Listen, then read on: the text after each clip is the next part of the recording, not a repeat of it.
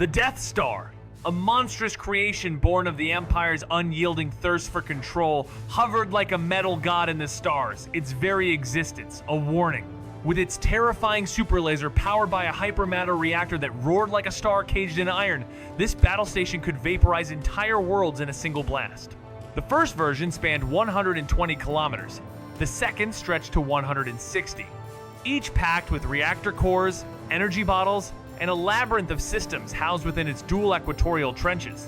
Inside, 24 zones, each a kingdom of command, war, or cold calculation, buzzed under the gaze of watchful bridges. Here, terror wasn't shouted, it was engineered.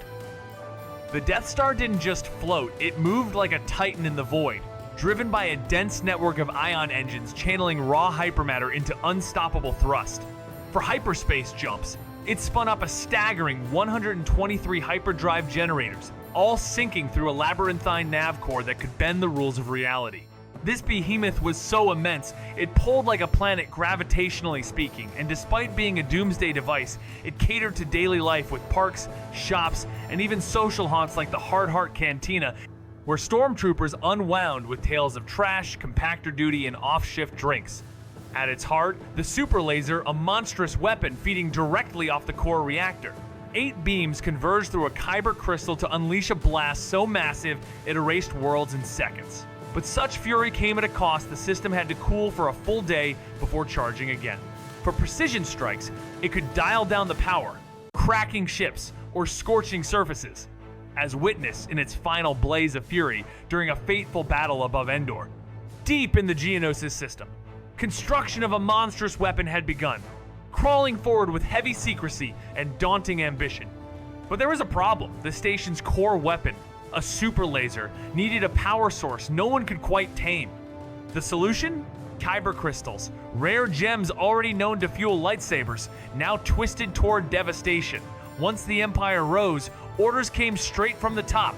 Build it, no matter the cost. An ambitious officer took the reins, and soon, forced labor camps filled with Wookiees and alien prisoners fed the machine of progress. The scale was insane, nothing this massive had ever been attempted. But the real beast was the super laser itself. 8 tributary beams had to hit perfect harmony.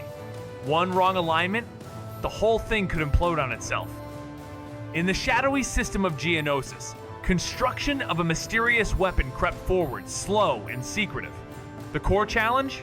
A super laser with no known power source strong enough to fuel its monstrous ambition. Engineers began testing kyber crystals, the very same that gave lightsabers their iconic glow. When the Empire rose, the project escalated under the orders of the Dark Ruler himself. A determined officer took the reins, overseeing forced labor from Wookiees and alien captives, all working under brutal conditions to piece together this machine of doom. But even with this vast workforce, progress was crippled by the station's staggering scale. Nothing of this magnitude had ever been attempted.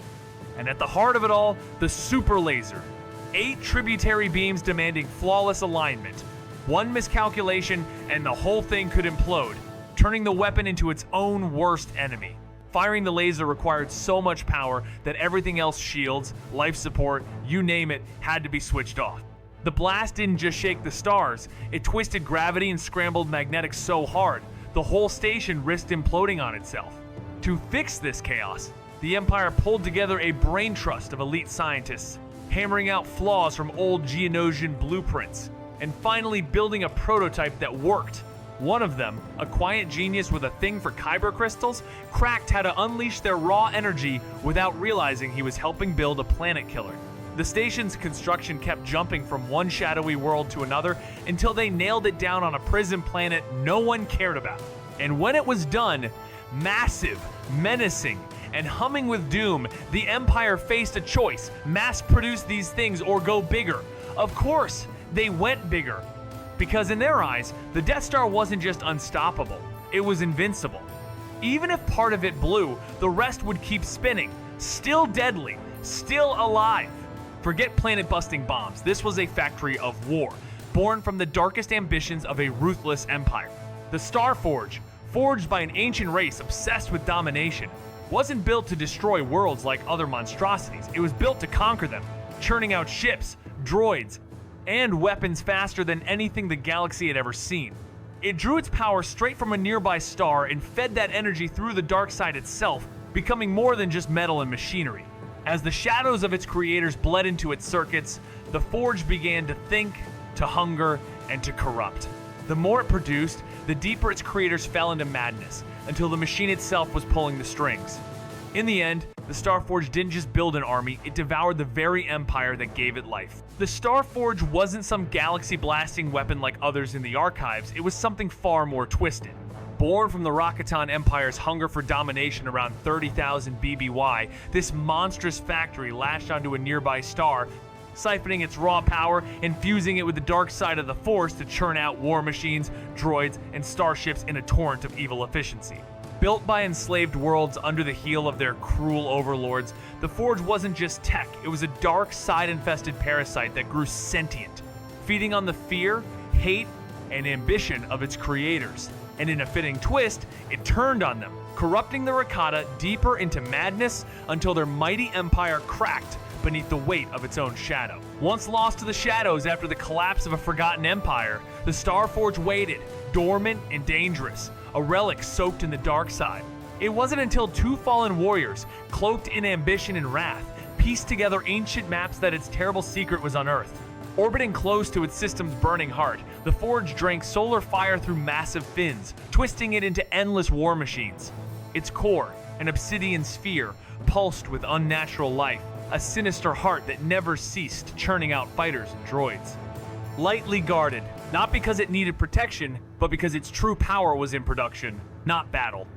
Yet the closer one drew to its core, the more they felt it, a hunger, a corruption, a factory, not just of metal, but of madness. Internally shielded by blast doors and a relentless tide of battle droids, the ancient Starforge was more than just a factory, it was a force-fed monstrosity powered by stars and the dark side. Hidden on Lihan, its orbit was guarded by a temple that yanked ships from the sky with a deadly energy field, smashing them into the surface like bugs on glass. Though abandoned for millennia, it repaired itself, outlasting its creators and even rebuilding the semi-sentient star maps they once tried to erase. When it resurfaced in the era of the Old Republic, two masked warlords seized it to build a fleet meant to topple the Republic. But betrayal struck one lost his memory, turned amnesiac hero, and retraced the star map's path to confront the infernal machine once more. With the Starforge pumping out warships like a factory possessed, Darth Malak pushed the galaxy deeper into chaos. But Revan, back with the Republic fleet, tracked the station down and stormed it head-on. In a sinister twist, Malak revealed he was siphoning energy from Jedi who hovered between life and death puppets bound to the Forge, fueling his power and denying their peace. Every blow Revan landed was countered with Malak's grotesque healing trick. Still, not even stolen life could tip the scales. With help from a powerful ally's battle meditation, Revan triumphed, Malak fell, and the Starforge was obliterated in a blaze of justice. The war ended, the system quarantined, and what was left of that cursed factory drifted into forgotten space. Once feared but now nearly forgotten, the Starforge slipped into legend, its dark legacy buried and ruin sealed away. But deep in the shadows of the galaxy, another ancient marvel loomed Centerpoint Station, older than empires and vaster than the first Death Star. Forged 100,000 years ago by the Thorotilic Hive under the mysterious Celestials, the Daughter, the Son, and the Father. This cosmic colossus stretched 350 kilometers long, a shimmering sphere with twin arms and a pulsing energy orb at its heart called the Glow Point. But its true terror? A hyperspace-anchored tractor beam so powerful it could wrench entire planets across the stars. It was a machine forged by ancient hands, capable of locking onto planets or even black holes and dragging them across the stars like marbles in a cosmic game. Feed it enough power, and it could shatter worlds by ripping their cores apart with a gravitational punch. Built by the mysterious Celestials, this weapon wasn't just for war, it reshaped star systems like sculpting clay, even forming a black hole prison for their own kin. But when the Celestials vanished, they left the engine adrift between twin planets, a sleeping titan forgotten by time. Centuries passed. Rebellious settlers unknowingly turned its heart into farmland, calling it Hollowtown, unaware they were planting crops inside a god-tier superweapon. And so, for thousands of years, it slept silent, vast, and waiting. In 18 ABY, the scientists of Socoria finally unlocked the ancient station's tractor beam, only to unleash catastrophe. A nearby star was obliterated, and the infernal heatwave that followed reduced Hollowtown to ash. The station was once again left adrift, a cursed relic. But its terrifying power didn't stay forgotten for long. During the Triad Uprising, it flared to life again, annihilating 2 more stars before a young Jedi finally shut it down. And yet, war returned. Amid the chaos of the Vong conflict, the station was activated once more, this time wiping out an enemy fleet, and tragically, an entire allied force as well. Passed from hand to hand like a forbidden artifact, its misuse echoed across the stars until the new Jedi Order, led by a wary Grandmaster, made a fateful decision. The weapon had to be destroyed, before it tore the galaxy apart once and for all. Jedi Master Kipton led a desperate strike, reprogramming the ancient station to turn its weapon inward. But a grieving technician, blinded by vengeance for his lost wife, unknowingly triggered the device, believing he was targeting Coruscant only to unleash a gravitic pulse that obliterated the station, vaporized every ship nearby, and doomed its entire crew. What no one foresaw, especially not Luke, was that this cataclysm unraveled the M-Cluster's stability, releasing the chaos-bound entity once sealed by the Celestials.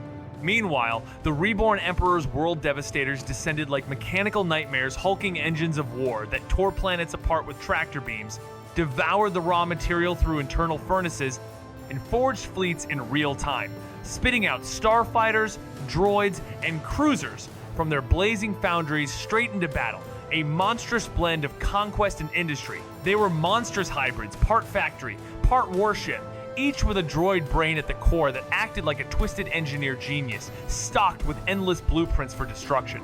Flesh and blood crews manned the guns and steered the beasts, but make no mistake, the machines called the shots. No two were the same, because they constantly rebuilt and improved themselves, even churning out new brethren when fed enough scrap and time. Their shields could shrug off turbo lasers like mosquito bites, and anything flying too close got dragged in and devoured. Still, they weren't invincible, hit their exposed shield generators or crushed 2 of their 4 legs, and down they'd go. But when they rolled into the Battle of Monkila Mari, the galaxy watched in horror as these metallic titans turned a war zone into a feast. After reclaiming the galactic capital, the Twisted Emperor turned his rotting gaze toward the ocean-covered deck, the New Republic's last stand. His monstrous devastators thundered through the waves, ripping apart cities like paper and grinding shipyards into rust. The New Republic fought back, but it was like punching a black hole. Just when doom felt inevitable, a shadow in black robes. Luke, now walking the Empire's tightrope, hijacked the chain of command. With a cold command, he silenced the machines. Then came R2, wheeling in with sabotage gold, a virus to corrupt the Devastator's minds. And just like that, the giants turned on each other in a glorious, clanking implosion. The New Republic kept one for study, but fear screamed louder than science, and soon all were scrapped. Meanwhile, high above a haunted world, the Empire unveiled its trump card, the Galaxy Gun. A spaceborne cannon the size of nightmares, ready to hurl death across hyperspace, all under the gaze of a corpse Emperor refusing to stay dead. Armed with sluggish engines and a clunky hyperdrive, this massive launcher wasn't built to move fast, it was built to erase. Its only job: fire devastating missiles laced with particle disintegrator warheads. The kind that could leap through hyperspace, find you anywhere in the galaxy, and turn entire planets to glowing ash within hours. These torpedoes didn't just fly, they fought back mid-flight, activating laser cannons and deflector shields to dodge or destroy anything in their way. And when they hit, boom! A chain reaction that transformed matter into energy, vaporizing cities or even entire worlds. Hidden behind a fleet near a remote orbit, this doomsday device was unleashed as vengeance, its first missile tearing through a key rebel base before anyone knew what hit them. The Galaxy Gun ripped through targets like paper, shrugging off even elite ion defenses. But during the fateful Battle of Onderon, its reign came to a fiery end. R2-D2, in a move of sheer defiance, commandeered the Eclipse II and slammed it straight into the massive launcher. The Galaxy Gun, too massive and sluggish to react, exploded in a chain of destruction. Just before impact, one last missile had already launched, but fate had its own plan. Caught by the gravitational pull of Biss, it detonated prematurely, wiping out the Emperor's last forces and closing the chapter on Operation Shadowhand. Meanwhile, buried deep beneath Malikor's crust, a Sith temple pulsed with ancient power. Built by Darth Nihilus, its core a colossal kyber crystal, once powered a force-fueled weapon of legend, When the Jedi unearthed this forgotten terror, they didn't hesitate. They stormed the temple, determined to snuff out the shadow before it could rise again. In a time long forgotten, a brutal clash between Jedi and Sith ended in a horrifying instant. The weapon at the heart of the Malachor Sith Temple fired, turning every warrior to lifeless stone and sealing the event in legend as the Great Scourge of Malachor. The temple, buried in silence for millennia, was unearthed when two unlikely seekers, one driven by vengeance, the other by curiosity, reactivated the ancient machine using a Sith holocron. But destiny had other plans. The holocron was removed too soon, triggering an explosive chain reaction that collapsed the temple amid a savage duel. What remained was ruin. Yet before this, another nightmare had haunted the stars. The mass shadow generator, a relic of the Old Republic, a gravitational monstrosity designed to rip matter itself apart by harnessing the invisible pull of planetary mass shadows. Built for Malachor 5 but theorized to be adaptable to any star system, it didn't just crush bodies, it crushed souls. Forged in the crucible of war, this weapon was the ultimate trap engineered under Jedi command to end the Mandalorian threat once and for all. When the armies clashed above a doomed world, the device was unleashed with a single order. Reality bent, gravity screamed, and the skies tore open. Warships spiraled downward like falling stars, crushed into the broken crust of a shattered planet. What remained was no battlefield, just a floating graveyard of wreckage and warriors, locked in endless orbit over a wound in the Force so deep it nearly consumed the very soul who activated it. After severing her own bond with the Force to survive, she vanished into exile, unknowingly setting the stage for deeper darkness, fueling Revan's descent and giving rise to the wraith-like Darth Nihilus. During the Dark Wars, Darth Tria and the Sith Triumvirate established the Trace Academy on the shattered world of Malachor 5, where shadows taught shadow. In time, she returned, stormed the corrupted academy, and shattered the Triumvirate in a final clash. With grim resolve, she remotely reactivated the mass shadow generator, obliterating both the cursed planet and the weapon that had once broken her. Centuries later, the relic resurfaced, rebuilt by a masked Sith cult, but before it could howl again, an Eternal Alliance strike team crushed it for good. And then bam, Darth Nihilus, the horror that isn't a machine at all but a ravenous void in robes, the galaxy's most chilling answer to the question, what if hunger became a weapon?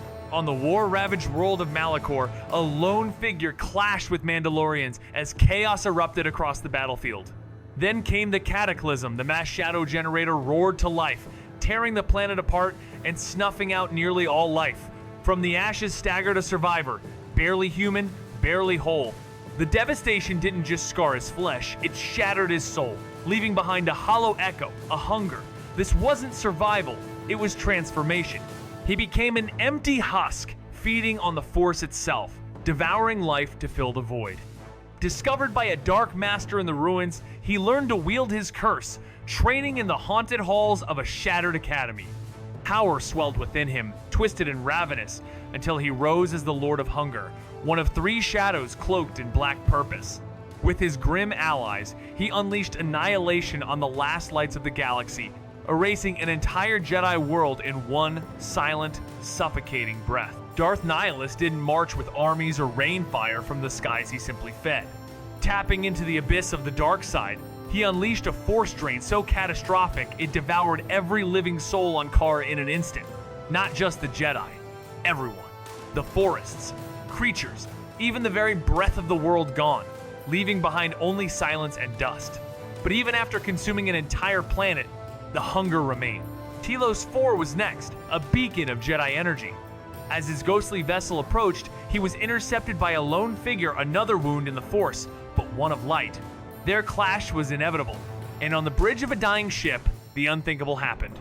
The Dark Lord whose voice could kill was silenced, his power broken by the one soul he could not consume. Nias' spirit lingered within his armor, which was interred on Korban, where his presence could still be accessed through a holocron he had crafted. Meanwhile, the First Order built a terrifying superweapon Starriller base on the frozen planet Elam, a former Jedi sanctuary once rich with lightsaber crystals. The Empire had ravaged the planet, stripping it of its kyber crystals, leaving a massive, unstable crater. After the Empire's collapse, Elam was reborn as a deadly mobile weapon, capable of obliterating entire star systems. drawing power by devouring stars. Its core harnessed that cosmic energy using magnetic fields and a thermal oscillator. When fired, its immense energy released as a devastating phantom beam through a vast firing cylinder carved deep within the trench. A monstrous beam ripped through hyperspace, locking onto several worlds at once with a single flash and shattering them by destabilizing their cores, all while being visible across the galaxy like a crimson omen. But this weaponized planet wasn't just a gun, it was a frozen war fortress, crawling with snowtroopers, patrolling droids, icy hangars, and command bunkers buried deep beneath the surface. Its defenses? A near-impervious shield that laughed at sublight intrusion. Yet even Titans have cracks. During a tiny refresh cycle, a perfectly timed hyperspace jump could sneak a small ship past its guard and straight into the lion's den. The Resistance seized the perfect moment when the base's shield dropped, crashing the Millennium Falcon straight onto the surface. Chaos erupted. In a fiery trench run, a daring pilot zeroed in on the base's thermal oscillator, triggering a chain reaction that imploded the planet itself, wiping out the First Order's most terrifying creation. But darkness wasn't done. Enter the Zeiston-class Star Destroyer, a twisted echo of past Imperial might.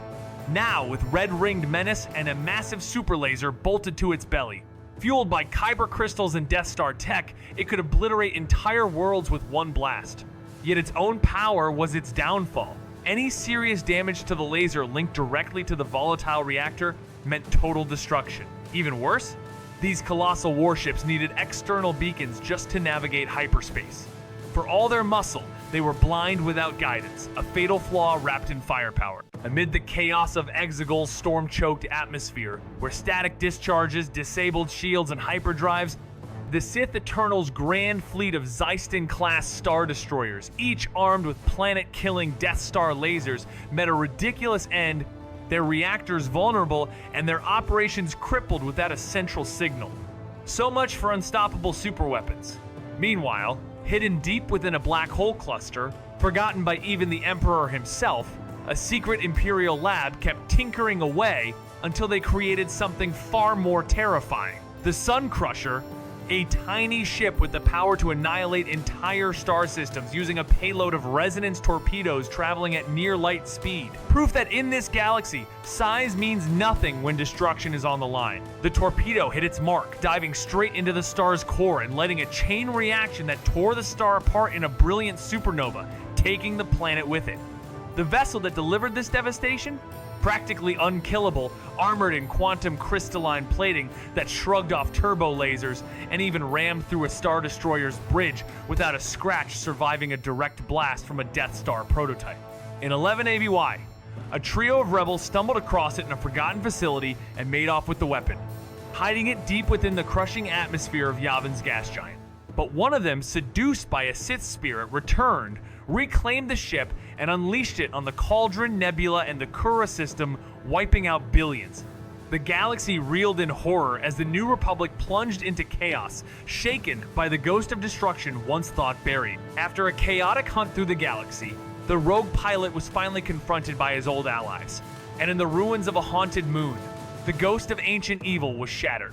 Racked with guilt over the nightmare he unleashed, he chose redemption the only way he knew how, by flying the deadliest weapon ever built straight into a black hole, erasing it from existence.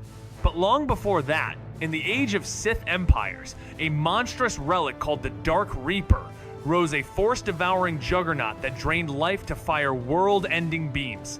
Outfitted with lethal turbolasers and powered by a device that stripped the energy from every living thing, it left entire battlefields as empty husks. Its reign ended only when a scar in the Force itself rendered it useless. A fatal flaw exposed by a former ally turned reluctant hero. The Jedi Strike Team uncovered the terrible truth behind the Reaper and took it down, scattering its parts across the galaxy. But during the chaos of the Clone Wars, a shadow from the past, Dooku, revived the deadly Force Harvester. Just as doom loomed, the reckless yet resolute Skywalker charged in and obliterated it, wiping out the threat for good. Meanwhile, a greedy crime boss hatched a shortcut to galactic conquest. The Darksaber, not a lightsaber, but a monstrous weapon stripped to essentials. Built by the same mind that forged the Death Star, it was a monstrous steel tube housing, a brutal laser, firing faster and harder than its predecessor. Designed to crush worlds without the cost or complexity, Durga thought he could cut corners and still build a planet killer, but his bargain bin version of the infamous superweapon turned out to be a steaming, sparking disaster. His hired crew botched the assembly so badly that it constantly glitched, triggering alarms, hissing steam, and shorting wires like a malfunctioning droid at a fireworks show. When the New Republic got wind of it, they sent a team to shut it down, but sabotage failed, and Durga was ready to fire. Or so he thought. The weapon choked at the final moment, its flaws exposed in front of a galactic audience. With no time to run, the entire contraption was crushed between two asteroids, taking everyone with it. Meanwhile, in an earlier chapter of Galactic Desperation, Hammer Station, an asteroid-turned-war machine, used its gravity cannon and tractor beam combo to sling giant rocks at enemy fleets. It was raw, brutal warfare born from panic. A relic of a time when hurling space boulders was considered a winning strategy. Hammer Station was pure destruction incarnate, an asteroid base that hurled kinetic projectiles with such overwhelming force that no planetary shield stood a chance. Hovering ominously over cities, it could reduce entire urban sprawls to rubble in a single shot. But even with that power, fear shackled the Republic's hand. They chose to lock it down rather than unleash it, even against their Sith enemies. Years later, a rogue faction in the Outer Rim stumbled upon the station, reactivated its terrible might, and seized leftover war droids to start a fresh wave of chaos. The Empire and Republic, shaken by the threat, sent elite teams to end it all, shattering the station before it could rewrite the war. Meanwhile, the Sith unveiled the Desolator, a terrifying fusion of 3 Forsaken Republic superweapon projects. Forged by a dark mastermind, this triple-tiered monster didn't just blow up planets, it broke them down in stages, beginning with imprisonment, then targeting, and finally annihilation through atmospheric collapse. It started with a single spark by ionizing a planet's atmosphere. The Desolator transformed an entire world into a colossal ion cannon, silencing all signals, grounding every ship, and trapping everyone below. Then came Phase 2, Ignition. The charged air ignited in a roaring firestorm that scorched the surface and punched through the crust like a blade. But the final blow was seismic vibrations so intense they cracked the planet's core, ripping it apart in hours. Chunks of the world scattered across the void, forming a jagged asteroid graveyard, while lingering ionization left the ruin inaccessible for months. Its one and only test obliterated Euphrates. Next in line, Tython. But just as the weapon charged, Republic forces blasted it out of orbit, ending its reign before it truly began. Trigon 1, another ominous satellite from a criminal syndicate, watched from the shadows, its own firepower still untested. The Tarkin wasn't just a name, it was the Empire's twisted tribute to a fallen enforcer, a monstrous machine built after the Death Star's fall, smaller in size, but still towering over Star Destroyers, like a metal god of war. Designed to crush rival syndicates and crush planets with an untested ionic super laser, it prowled the stars with a skeletal body and a bridge that mimicked familiar dread.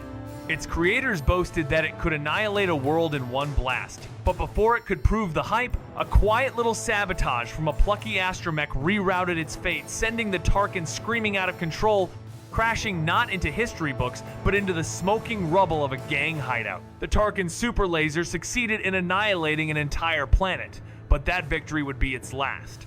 Soon after, a rebel pilot stole its schematics, revealing the danger to the Alliance. A daring team infiltrated the station to destroy it from the inside, but their mission was cut short when Vader himself gave chase. As they fled, the Tarkin crew targeted their shuttle with the super laser. But just as it fired, a sabotage planted earlier triggered a deadly feedback loop, causing the weapon to implode. The resulting explosion obliterated the Tarkin, nearby destroyers, and countless smaller ships, leaving only Vader and a few others to escape the fiery doom. And that concluded the rundown of every major superweapon worth mentioning, leaving out a few like the Malevolence, which, while powerful, didn't qualify as true planetary threats in the grand scale of galactic destruction.